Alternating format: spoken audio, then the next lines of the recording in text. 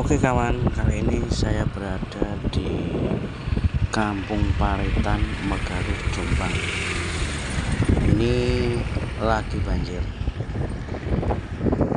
Dan ternyata saya dapat info itu di seputar Paritan antara Megaluh Jombang ini terukir sebuah sejarah, yaitu sejarahnya Damar Wulan. Memang Damar Wulan sudah tidak asing lagi di dunia sejarah. Nah, ini saya berada pas di seputaran Paritan, Megaluh, Jombang, dan di sebelah sana itu ada peninggalan atau jejak-jejak petilasan Damar Wulan sejak zaman dulu sampai sekarang masih utuh nih. Ini kita coba tanya-tanya kepada salah satu warga tentang Damar Wulan. Halo? Rencana Lagi kan Damar Wulan kan dia saking mriki. Berarti tiang mriki kan keturunannya Damar Wulan. Makanya pinter-pinter ngarit. Oh, pengaritan ini. Oh, ngarit teng Paritan iku nggih. Oh, niku. Paritan iku nggih. Dusun Paritan. Oh, nggih. Ketemu Pak Satem. Pak Satem niku tiyang pundi? Pun kapundhut. Pun. Oh, lek ijo entak. Arete Damar Wulan. Matur sewune menawi. Oh, matur sewu niki.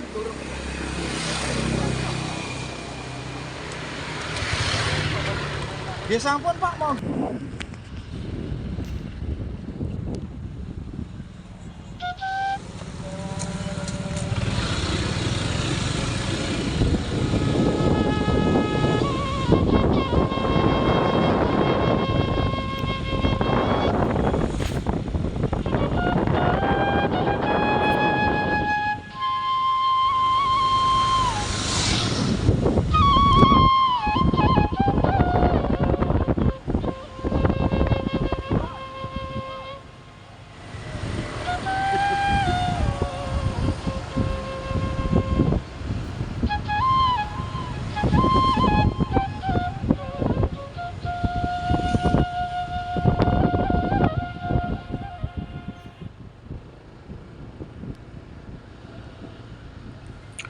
Nah, ini kita menuju ke lokasi petilasan Damar Wulan yang ada di tengah areal persawahan di seputaran Megaluh, Jombang ini ya.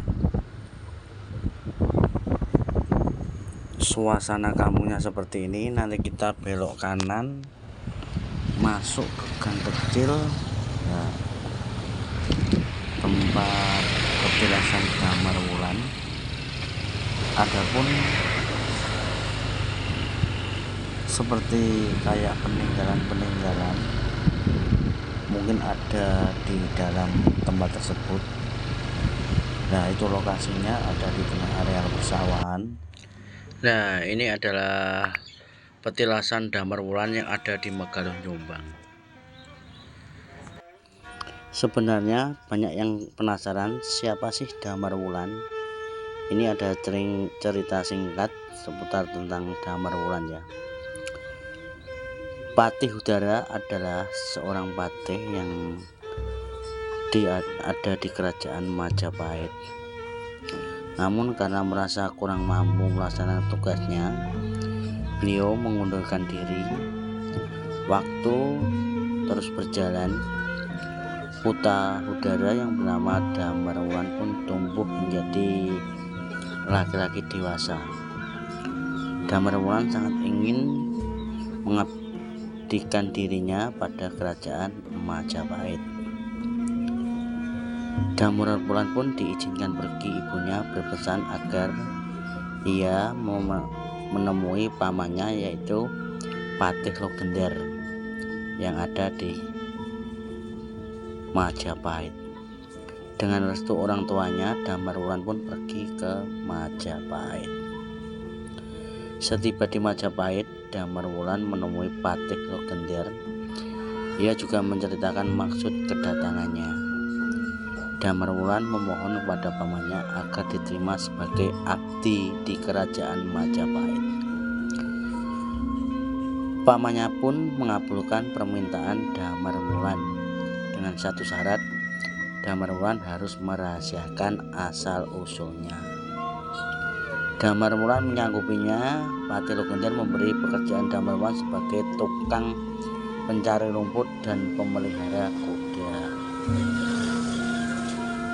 Layang Seto dan Layang Kumitir memang tidak suka kepada Damar Wulan.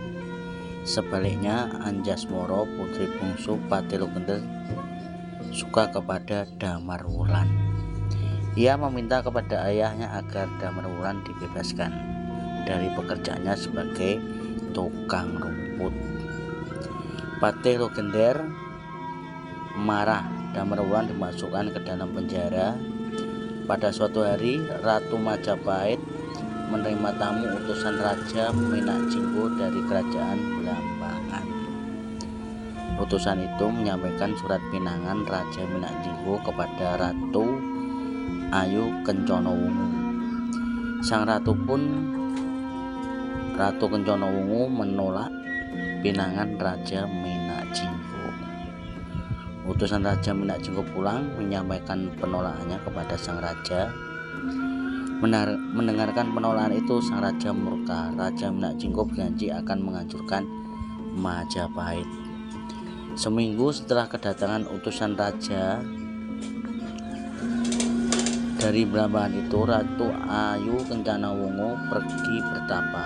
Ia mohon petunjuk. Pada suatu hari, Ratu memberi petunjuk. Petunjuk itu menyatakan bahwa yang akan mengalahkan Minak Jinggo adalah seorang pemuda bernama Damar Wulan. Selain mengalahkan Damar Wulan, pemuda itu kelak akan menjadi suami Ratu Ayu Kencana Wungu. Ceritanya menarik ini ya. Ratu segera menemui Patih Logender. Beliau meminta Patih Logender segera membebaskan Damar Wulan. Oleh Ratu Kencana Wungu, Damar Wulan diperintahkan segera pergi ke kerajaan Blambangan.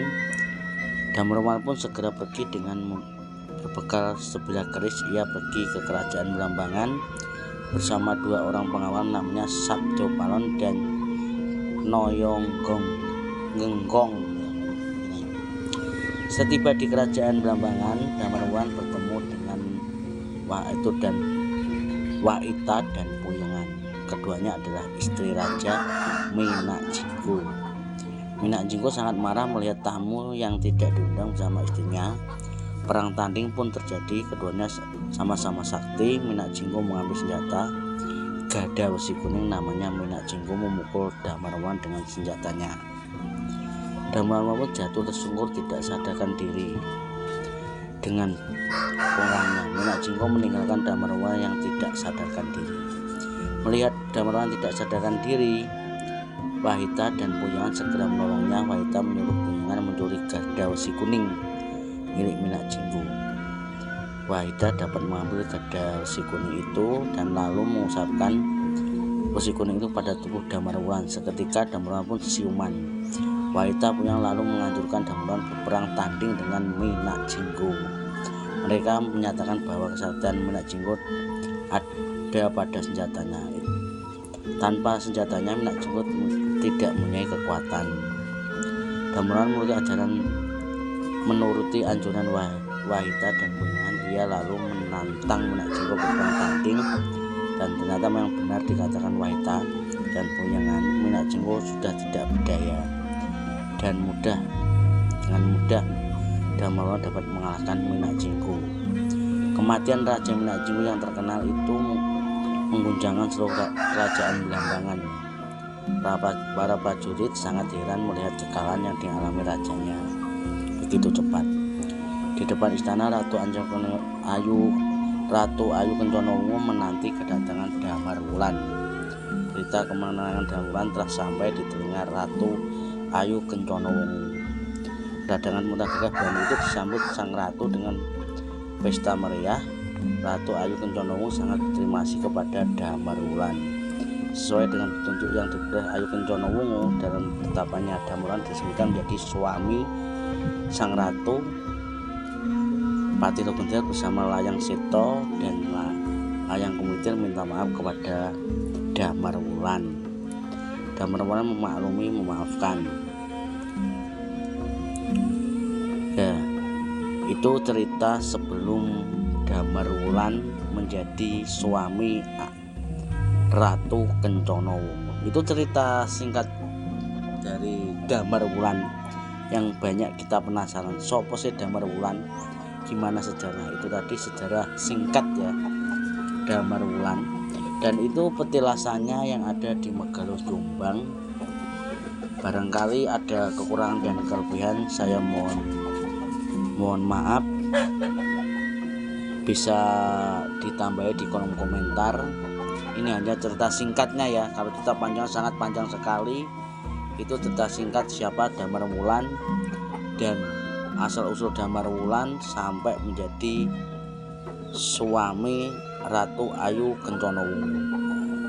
Dan ini petilasannya. Jadi teman-teman yang penasaran siapa Damarwulan itu tadi sudah terjawab.